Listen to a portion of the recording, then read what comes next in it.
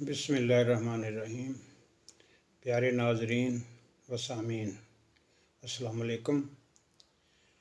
آج ہم نبی کریم صلی اللہ علیہ وآلہ وسلم کی حدیث مبارکہ حدیث پاک سے چند جملہ اوصاف شیئر کرتے ہیں۔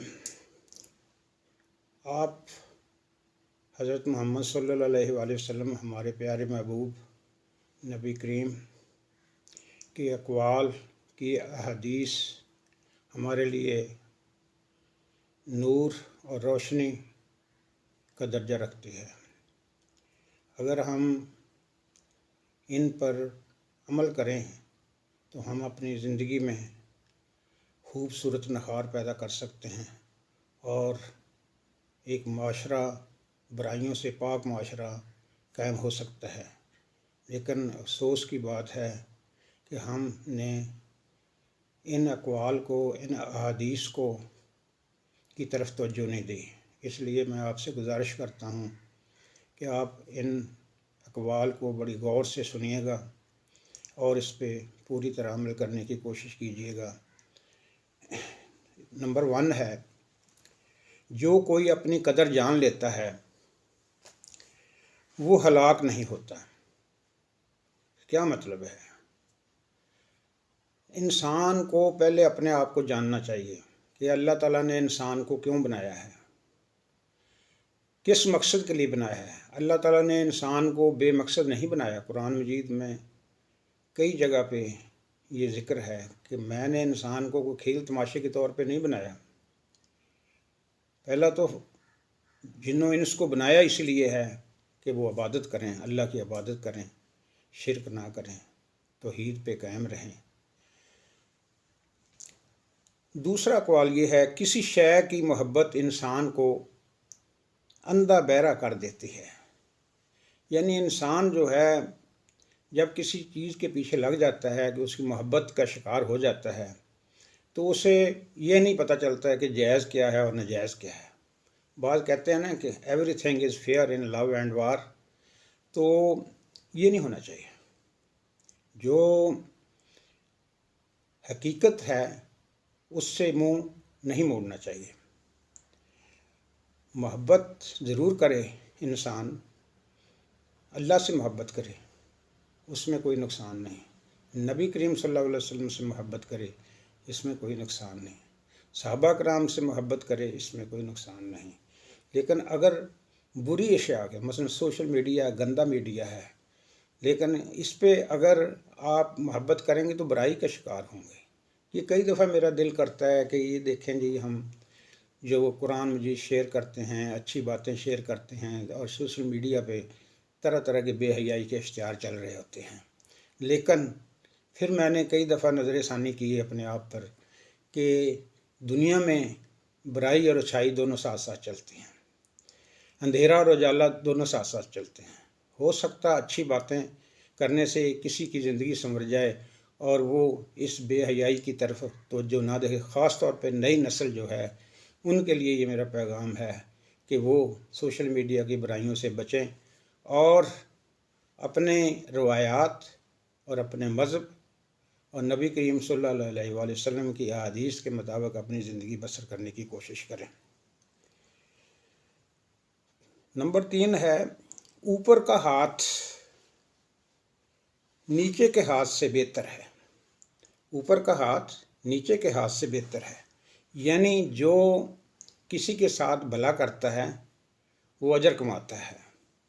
وہ بھلا جو ہے وہ پیسے کی صورت میں بھی ہوتا ہے، ضرورت مند کی ضرورت کو پورا کرنا ہوتا ہے۔ تو یتیم یتیمہ جو ہیں، بیوہ گان ہیں، ان کی مدد کرنا، پھر معذور انسانوں کی مدد کرنا، یہ ایک بے حد اجر کا کام ہے۔ اور اللہ تعالی ہم سب کو یہ توفیق دے کہ ہمارا ہاتھ اوپر رہے، نہ کہ ایسے ہو۔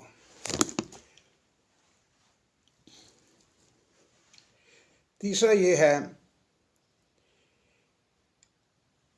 نیکی کی اقسام تو بہت ہیں مگر کرنے والے کم ہیں۔ یعنی نیکی کی اقسام تو بہت ہیں، نماز پڑھنا بھی نیکی ہے، فرض بھی ہے، اور کسی کو سیدھا رستہ دکھانا بھی نیکی ہے، اور کسی غریب کو پہ خرچ کرنا یہ بھی نیکی ہے، لیکن ایسا کام کرنے والے کم ہیں۔ اللہ توفیق دے زیادہ سے زیادہ لوگوں کو، ناظرین سامعین آپ کو، کہ آپ کا ہاتھ اوپر والا ہاتھ ہو اور آپ لوگوں کی مدد کرنے والے ہوں۔ پانچواں جو ہے قول وہ یہ ہے، خدا اس بندے پر رحم کرے کہ بولتا ہے تو اچھی بات کہتا ہے، یہ تو وہ ہے جو بہت کچھ حاصل کر لیتا ہے، یا چپ رہتا ہے تو اپنے آپ کو بچا لیتا ہے۔ Silence is gold. اور ہمیشہ اچھی بات ہی کہنا افضل ہے، کیونکہ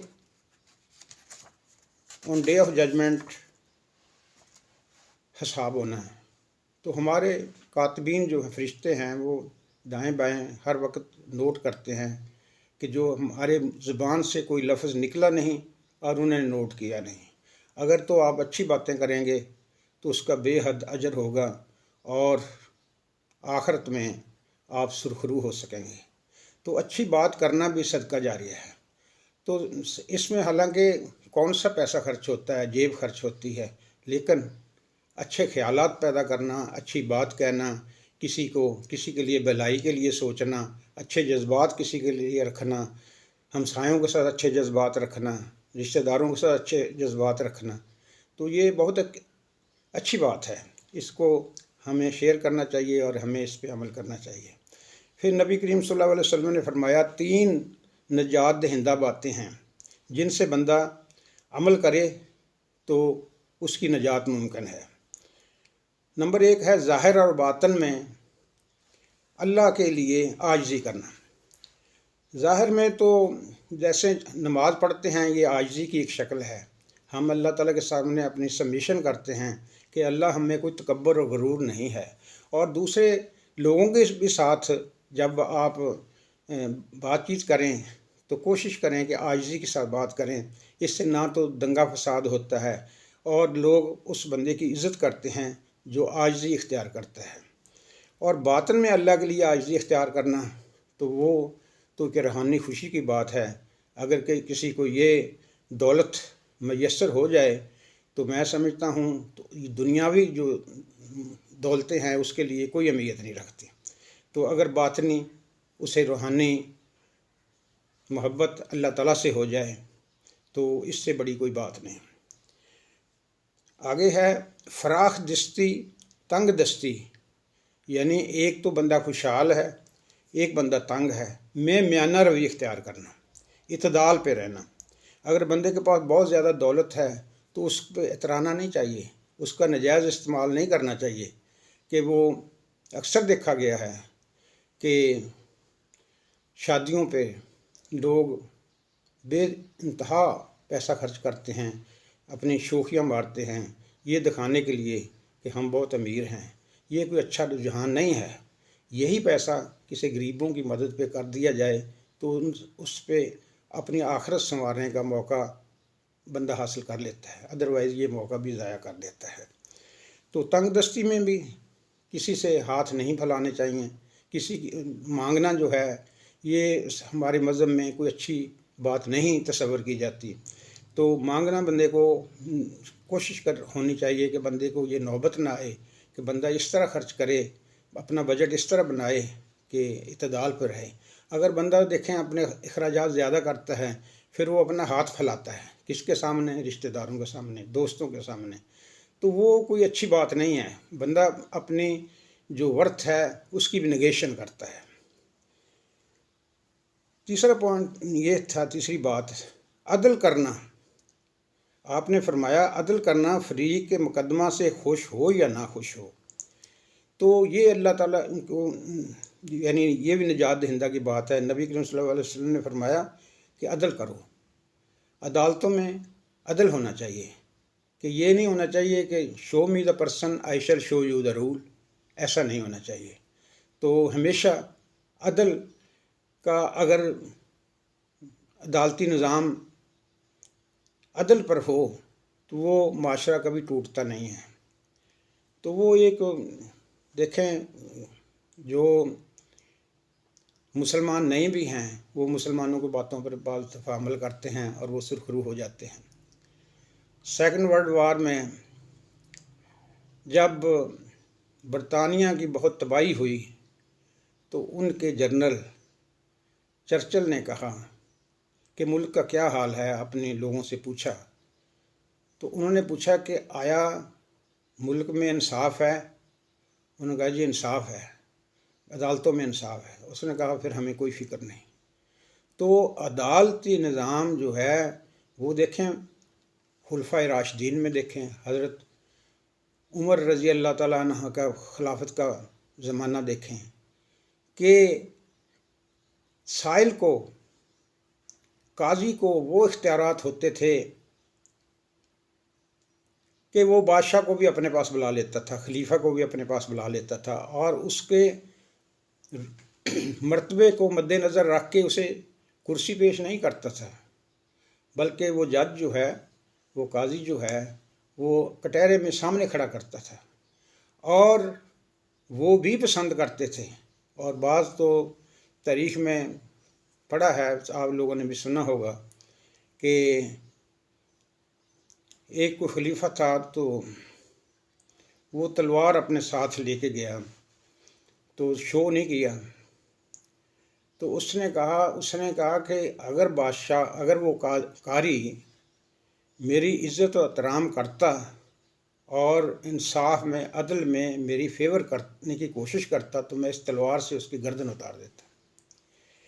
تو جج کو بلا خوف و خطر انصاف کرنا چاہیے، تو اللہ کو حاضر ناظر سمجھ کے فیصلہ کرنا چاہیے۔ چھوٹی عدالتوں میں، بڑی عدالتوں کے بارے میں کوئی بات نہیں کرنا چاہتا، نہ میرا کوئی علم ہے، لیکن چھوٹی عدالتوں میں، کچہریوں میں جو حال ہے وہ بڑا ہی برا ہے اور اس کو سنوارنے کی ضرورت ہے۔ وہاں جھوٹی شہادت ہوتی ہے، جھوٹی گواہیاں بکتی ہیں، گواہ آ کر پیسے دے کے گواہی خریدی جاتی ہے، تو یہ انصاف تو نہیں حاصل ہوتا، یہ انصاف کی نا انصافی ہے اور انصاف کی دھجیاں اڑانا ہے۔ اب 3 چیزیں ایسی ہیں جن سے بندہ ہلاک ہو جاتا ہے، جن سے بندے کی ہلاکت کا باعث بنتی ہیں۔ پہلی جو 3 چیزیں بتائی تھیں وہ نجات دہندہ ہیں، اور یہ 3 چیزیں جو اب ذکر کرنے لگا ہوں ان سے بندے کی ہلاکت آتی ہے۔ نمبر 1 یہ ہے، آپ نے فرمایا بخل جو تم پر حکم کرنے لگے۔ 2 خواہش بے جا جس کے پیچھے تم لگ چلو۔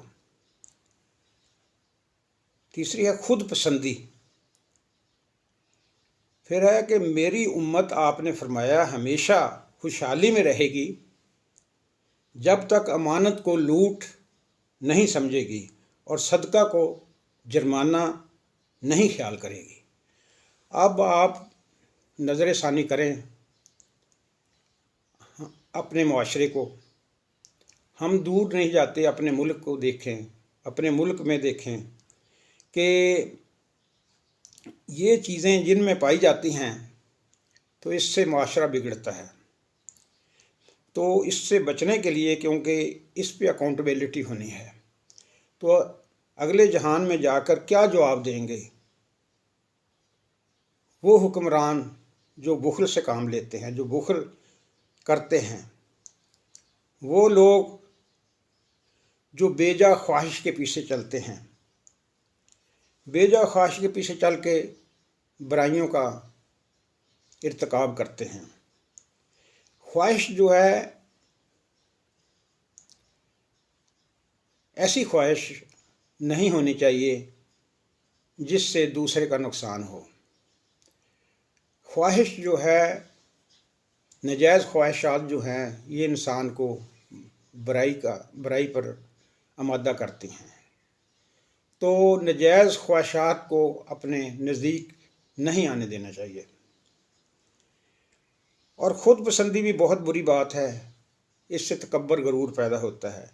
اب آخری بات کہہ کے میں یہ ویڈیو کو ختم کرنے انشاءاللہ ختم کرنے جا رہا ہوں کہ میری امت ہمیشہ خوشحالی میں رہے گی جب تک کہ امانت کو لوٹ نہیں سمجھے گی۔ خدا کے بندو، دیکھو آج کتنے لوٹ کا بازار گرم ہے، تو اس سے اگر ہم اس پہ عمل کریں، ہماری قوم کرے، مسلمان کریں کہ امت جو ہے ہمیشہ خوشحالی میں رہے گی، جو امانتیں ان کے پاس ہیں ان کا صحیح امانت دار بنے۔ اب دفاتر میں جو بندے کو دی جاتا ہے عہدہ، انڈر ٹیکنگ لی جاتی ہے، اوتھ لی جاتی ہے کہ میں یہ برائی نہیں کروں گا، اور اس کے بعد وہ اس عہد کی، انڈر ٹیکنگ کی دھجیاں اڑاتا ہے، اس سے ملک بھی قائم نہیں رہ سکتا، معاشرہ بھی قائم نہیں رہ سکتا۔ تو لوٹ کا جو مال ہے، لوٹ سیل جو ہے وہ نہیں ہونی چاہیے۔ حکمرانوں کو بھی جو جب اقتدار ملتا ہے تو انہیں یہ سمجھنا چاہیے کہ ہماری اکاؤنٹیبلٹی ہے، اگر اس دنیا میں نہیں ہے تو آخرت میں تو ضرور ہے۔ حالانکہ یہاں بھی ہونی چاہیے، یہاں کا نظام بھی اکاؤنٹیبلٹی کا فیئر ہونا چاہیے۔ یہ نہیں ہونا چاہیے show me the person I shall show you the rule, اور صدقہ کو جرمانہ نہیں خیال کرنا چاہیے۔ یعنی صدقہ جو ہے بلائیں دور کرتا ہے، یہ حقیقت میں ہے۔ آپ آزما کے دیکھ لیں، صدقہ کریں، غریبوں پر دیں، آپ پر جو آنے والی مصیبت ہے وہ ٹل جاتی ہے۔ پیارے ناظرین، یہ وہ اقوال زرین تھے، احادیث تھیں جو نبی کریم صلی اللہ علیہ وسلم کی احادیث سے اخذ کی گئی ہیں۔ میں توقع رکھتا ہوں اور ہم اللہ تعالیٰ سے دعا گو ہیں کہ اللہ تعالیٰ ہمیں توفیق دے ان پہ عمل کرنے کی، تاکہ ہم اس دنیا میں بھی اور آخرت میں بھی سرخرو ہو سکیں۔ اللہ آپ کا حامی ناصر ہو۔